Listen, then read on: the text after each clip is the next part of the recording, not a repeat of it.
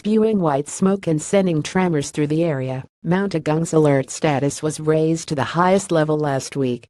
Since then, tens of thousands of villagers have abandoned their homes beneath the menacing volcano. The National Disaster Management Agency said many people have fled because they are unsure of their proximity to a 12 km exclusion zone imposed around the crater. Evacuees are being housed in tents, school gyms, and government buildings in neighboring villages. While there are plentiful stocks of food, water, medicines, and other supplies, evacuees fear they are in for a long wait that could disrupt their livelihoods.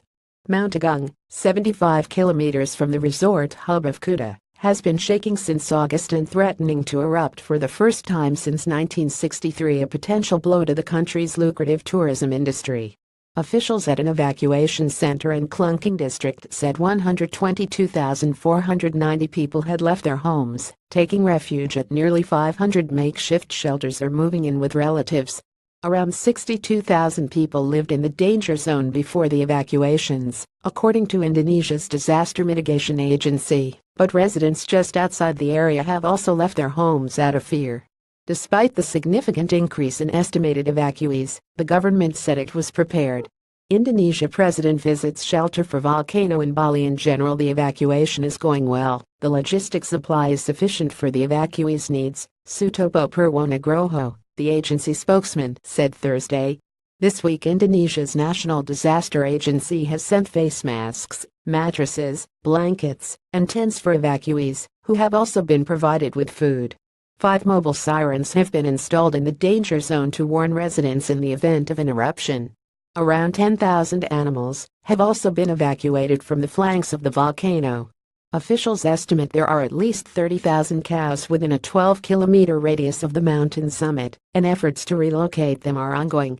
We've set a target to evacuate 20,000 more cows from the affected areas, Nugroho said. More reading: the animals are extremely valuable to the evacuees, mostly farmers, some of whom have refused to leave the danger zone, the spokesman said. The Mount Agung is seen from the Purworejo village in Karangasem, Bali, Indonesia, on 27 September 2017. Indonesian authorities declared a state of emergency.